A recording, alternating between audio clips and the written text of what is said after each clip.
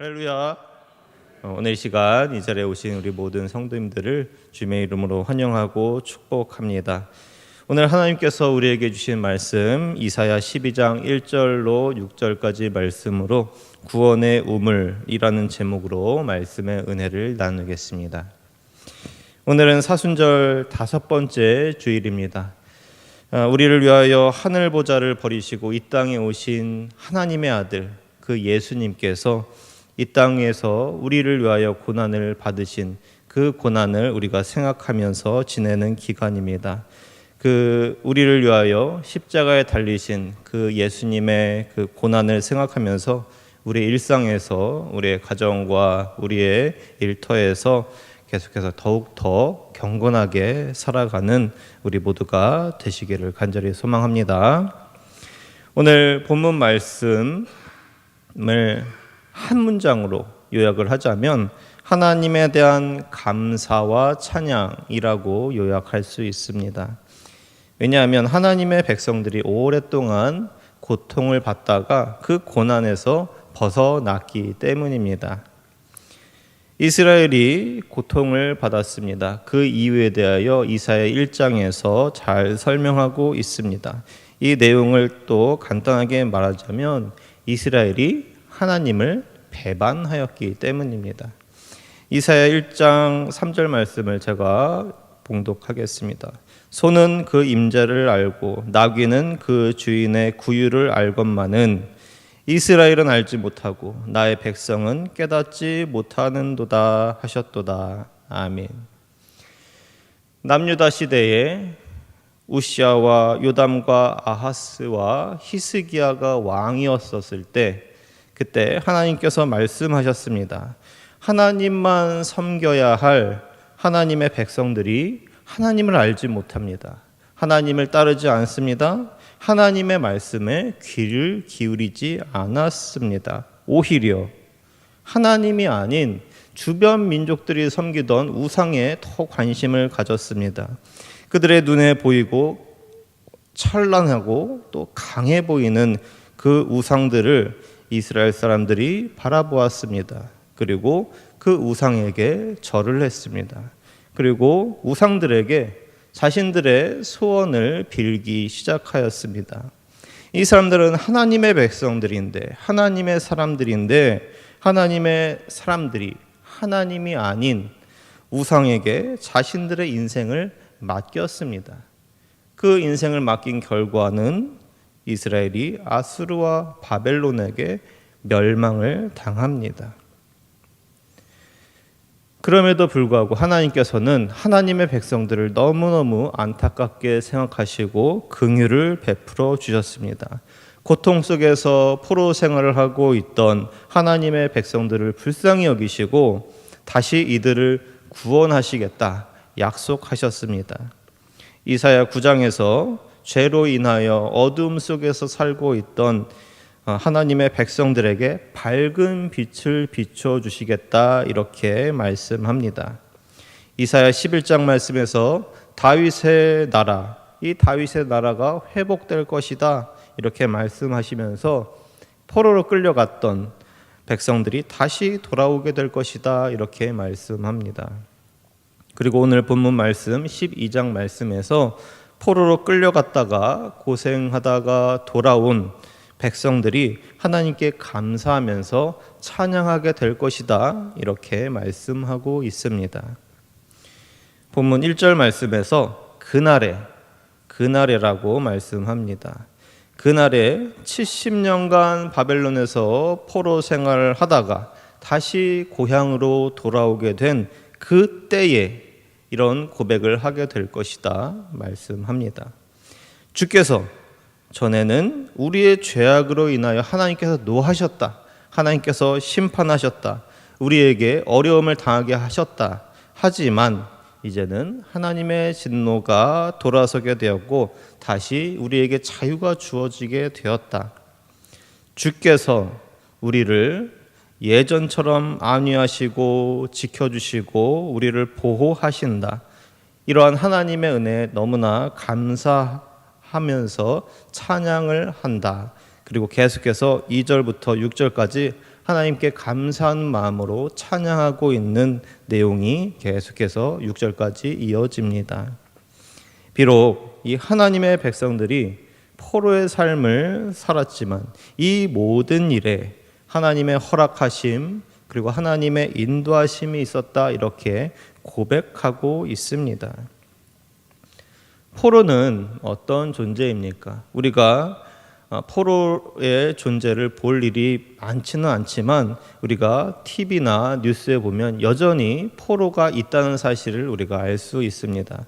전쟁에서 패배한 군인들이 이제 적에 의하여 사로잡힙니다. 그러면 이제 상대방에 의하여 자유를 빼앗기고 손과 발이 묶일 수도 있고 시키는 대로 해야만 하는 것이 바로 포로입니다.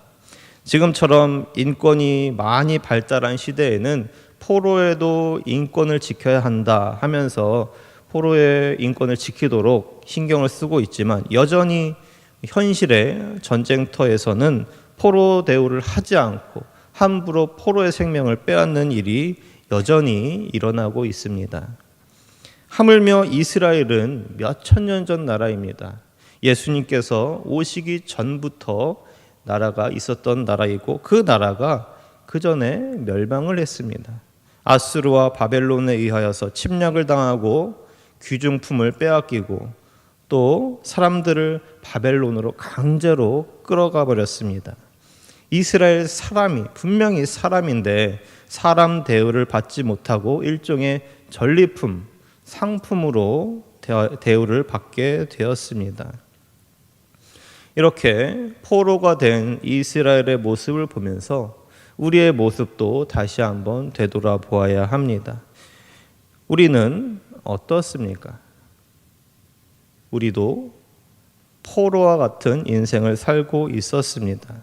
죄에 매여서 우리 스스로 우리 안에, 우리 몸에, 우리 생각과 우리 마음에 붙어 있는 이 죄를 우리가 스스로 떼어낼 수 없었습니다. 그래서 우리가 나도 모르게 죄를 우리 머리로 생각하게 되고 나도 모르게 우리의 몸으로 죄를 짓게 되고 또 나도 모르게 죄인의 삶을 살아가게 됩니다. 그만큼 우리에게 죄가 너무 친숙한, 그래서 우리에게서 떨어뜨릴 수 없는, 떼어낼 수 없는 너무나 익숙하고 당연한 것이 죄였습니다. 이렇게 우리는 죄인으로서 살아갈 수밖에 없는 죄의 포로였습니다. 저는 단 한 번도 죄를 지은 적이 없습니다. 이렇게 자신 있게 이야기를 할 수 있는 분이 혹시 계실지 모르겠습니다. 저는 그렇게 말할 수 없습니다. 제가 제 스스로를 생각해도 너무나 쉽게 죄를 짓고 있는 제 자신을 발견합니다. 단 한 번도 거짓말을 하지 않은 사람이 있을까요? 저도 마찬가지로 모든 사람은 죄를 지을 수밖에 없습니다. 모든 사람은 이 죄라는 범주 안에서 생각하고 행동하는 존재입니다. 우리가 어떤 죄를 지었습니까? 우리가 하나님의 음성을 따라가야 할 우리가 하나님이 아닌 때로는 무속인의 소리에 귀를 기울이고 있지는 않았습니까? 하나님의 말씀을 우리 판단의 기준으로 삼아야 하는데 하나님의 말씀이 아닌 학연과 지연을 우리의 선택의 기준으로 삼지는 않았습니까? 공정과 정의를 우리의 선택의 기준으로 삼아야 하는데 오히려 물질을 우리 선택의 기준으로 삼지는 않았습니까? 시편 1편 말씀처럼 우리가 여호와의 말씀을 즐거워하고 묵상해야 하는데 오히려 악인들의 꾀를 따르고 있지는 않았습니까? 이스라엘이 하나님의 뜻을 따르지 않고 우상을 따르던 모습, 우상에게 절하는 그 모습이 우리에게 하나도 없다고 자신 있게 말할 수 있습니까? 이스라엘이 당했던 그 포로 생활, 그 고난한 생활이 사실은 언제든지 우리의 모습이 될 수도 있다는 말입니다. 이렇게 죄에 매여서 포로로 살아가고 있는 우리를 하나님께서 너무나 불쌍히 여기셨습니다. 그리고 우리에게 자유를 주시기 위하여 하나님의 아들 예수님을 이 땅에 보내주셨습니다. 나 대신 내가 받아야 할 그 고통을 예수님께서 당하셨습니다. 나 대신 예수님께서 십자가에서 피를 흘리셨습니다. 나 대신 내가 죽어야 하지만 나 대신 예수님께서 죽음을 당하셨습니다. 그 예수님의 고난과 그 희생, 그 죽음으로 인하여 우리는 죄로부터 해방되었고 또 우리가 자유를 얻게 되었습니다. 예수님 때문에 우리는 더 이상 죄의 노예가 아닙니다. 예수님 덕분에 우리는 더 이상 죄와 상관없는 사람이 될 수 있었습니다. 그뿐 아니라 우리를 자유인에서 더 끌어올려 주셔서 우리를 하나님의 자녀로 삼아 주셨습니다. 너무나 놀라운 하나님의 선물이고 은혜라고 할 수 있습니다. 이렇게 우리가 예수님으로 인해서 자유를 얻고 하나님의 자녀가 된 우리가 하나님께 해야 할 것, 그것이 바로 찬양입니다. 2절부터 5절까지 말씀을 제가 한 번 더 읽어드리겠습니다. 보라, 하나님은 우리의 구원이시라. 내가 신뢰하고 두려움이 없으리니 주 여호와는 나의 힘이시며 나의 노래시며 나의 구원이심이라. 그러므로 너희가 기쁨으로 구원의 우물들에서 물을 기르리로다. 그날에 너희가 또 말하기를 여호와께 감사하라. 그의 이름을 부르며 그의 행하심을 만국 중에 선포하며 그의 이름이 높다 하라. 여호와를 찬송할 것은 극히 아름다운 일을 하셨음이니 이를 온 땅에 알게 할지어다. 시온의 주민아 소리 높여 부르라. 이스라엘의 거룩하신 이가 너희 중에서 크심이니라 할 것이니라. 아멘. 비록 이스라엘이 우상을 숭배하는 죄를 짓는 바람에 하나님께 심판을 당하였지만 그럼에도 불구하고 하나님께서 이스라엘 하나님의 백성들을 너무너무 사랑하셨습니다. 심판을 당한 이스라엘을 위로하셨습니다. 하나님의 위로를 받은 이스라엘이 하나님께 찬양으로 하나님의 그 사랑, 하나님의 은혜를 보답하고 있습니다. 이 말씀 앞에서 우리도 역시 마찬가지입니다. 우리도 이 세상 속에서 고통과 고난을 경험할 수 있습니다. 때로는 우리가 잘못해서 내 잘못 때문에 나의 죄 때문에 나의 실수 때문에 고통을 당할 수 있습니다. 그럴 때 우리는 회개하면서 용서를 구해야 합니다. 하지만 때로는 아무 이유 없이 우리가 고난을 당할 때도 분명히 있습니다. 왜 내가 이런 고통과 고난을 당해야 합니까? 우리가 억울하게 심판을 당하는 것과 같은 느낌을 우리가 받을 수도 있습니다. 우리가 살고 있는 이 세상이 죄악으로 가득한 곳이기 때문입니다. 우리가 이 세상 속에서 고통과 고난을 당하는 일에 대해서 우리가 이상하게 생각할 필요가 없습니다. 누구든지 언제든지 우리가 TV에서 나오는 너무나 큰 사건이 우리에게도 언제든지 찾아올 수 있는 곳이 바로 우리가 살고 있는 이 세상입니다. 2절 말씀입니다. 보라, 하나님은 우리의 구원이시라. 내가 신뢰하고 두려움이 없으리니 주 여호와는 나의 힘이시며 나의 노래시며 나의 구원이심이라. 아멘. 우리가 해야 할 일이 있습니다. 하나님께서 우리의 고통과 고난에서 해방시켜 주신다는 확신을 가지고 우리가 미리 하나님께 감사를 드릴 수 있어야 합니다. 비록 내 앞에 우리 앞에 우리가 해결할 수 없는 문제가 있을 수 있습니다. 그래서 그 문제 때문에 우리가 계속해서 기도하면서 하나님 이 문제를 해결해 주시도록 계속해서 기도할 수 있습니다. 그럼에도 불구하고 이 문제가 우리를 힘들게 할 수 있습니다.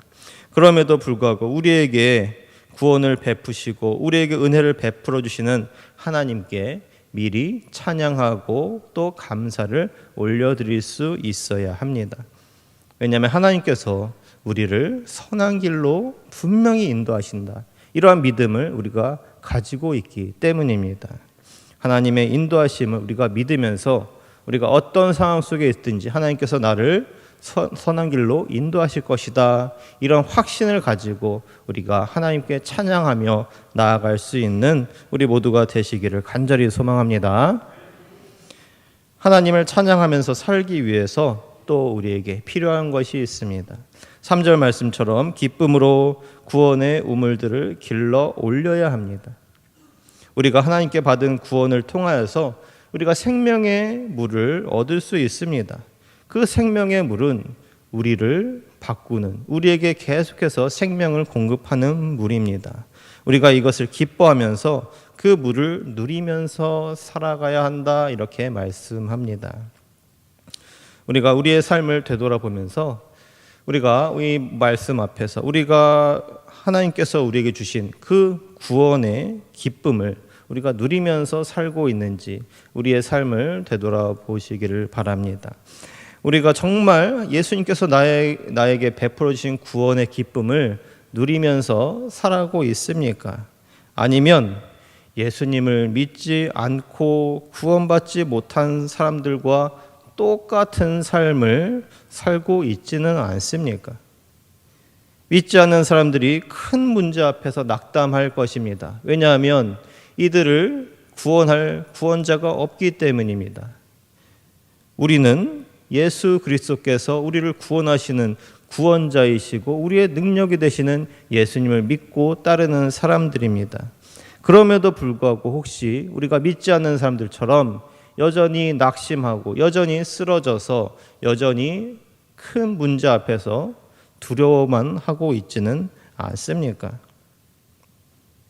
하나님께서 우리에게 원하시는 것, 하나님께서 우리에게 진심으로 원하시는 것은 우리를 구원하신, 그리고 우리를 계속해서 구원해 주신 그 하나님을 기뻐하면서 살기를 하나님께서 원하시는 줄로 믿으시기 바랍니다. 우리가 날마다 기쁨, 이 구원의 기쁨을 누리며 살기를 원하십니다. 하나님께서 이미 우리에게 구원의 기쁨, 구원의 우물을 우리에게 주셨습니다. 그 구원의 기쁨을 주셨음에도 불구하고 우리가 맛을 보지 못하고 그 맛을 누리지 못하면 이처럼 안타까운 일이 없을 수가 있을까요? 우리 손에 분명히 달달한 사탕이 주어져 있습니다. 그 사탕 껍데기를 벗기지 못해서 껍데기만 핥으면서 이 사탕은 쓴 사탕이구나, 이렇게 잘못 알고 있지는 않습니까? 예수님께서 우리 대신 죽음을 이겨주셨는데 여전히 우리가 죽음과 같은 쓰디쓴 인생을 살고 있다면 그 무엇보다, 그 누구보다 예수님께서 가장 슬퍼하시고 가장 안타까워하십니다. 예수님께서 우리의 길이 되시고 참 진리가 되시고 우리의 생명이 되시는 분이심을 확실하게 믿으시기 바랍니다.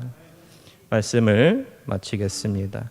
우리는 이미 구원의 우물물을 가지고 있는 그리스도인입니다.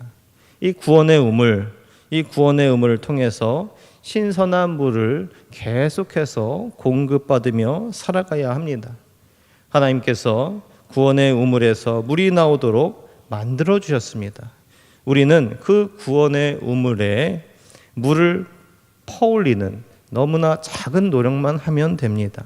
너무나 힘이 들어서 이 물을 펄뜰 힘조차 없다 한다면 우리가 그냥 입만 갖다 대면 됩니다.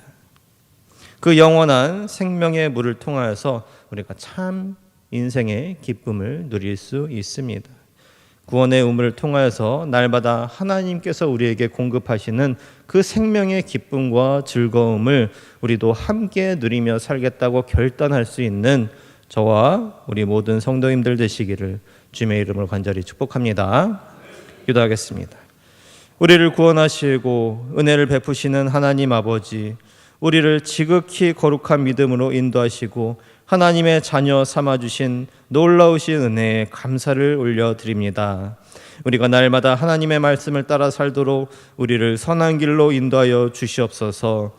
성령님께서 우리의 생각과 우리의 마음을 주관하시고 인생의 인도자가 되어주셔서 우리의 뜻, 우리의 생각이 아닌 하나님의 뜻대로 하나님의 계획에 따라 살아가는 우리 모두가 되게 하여 주시옵소서. 그래서 우리가 이 땅에서 하나님의 축복의 통로가 되어서 더 많은 사람들에게 예수 그리스도의 긍휼을 전하며 또 많은 사람을 영원한 하나님의 나라로 인도하며 살아가는 우리 모두가 되게 하여 주시옵소서. 예수님의 이름으로 기도합니다. 아멘. 잠시 교회 소식을 전해드리겠습니다. 찬양 예배 후에 바로 새가족 수료식과 생일 축하가 있습니다. 이번 주 금요 찬양 기도회는 교회학교와 청년부를 위하여 모입니다. 나머지 광고는 주보를 참조해 주시기 바랍니다. 다 함께 찬송가 96장을 부르신 후에 축도로 주일 찬양 예배를 마치겠습니다. 예수님은 누구신가? 우는 자의 위로와 없는 자의 풍성이며 선한 자의 높음과 잡힌 자의 노임되고 우리 기쁨 되시네. 예수님은 누구신가? 약한 자의 강함과 눈먼 자의 빛이시며 병든 자의 고침과 죽은 자의 부활되고 우리 생명 되시네. 예수님은 누구신가? 주한 자의 정함과 죽을 자의 생명이며 죄인들의 중보와 멸망자의 구원되고 우리 평화 되시네. 예수님은 누구신가? 온 교회의 머리와 온 세상의 구주시며 모든 왕의 왕이요 심판하실 주님 되고 우리 영광 되시네. 여호와는 내게 복을 주시고 너를 지키시기를 원하며 여호와는 그의 얼굴을 내게 비추사 은혜 베푸시기를 원하며 여호와는 그 얼굴을 내게로 향하여 드사 평강 주시기를 원하노라. 아멘.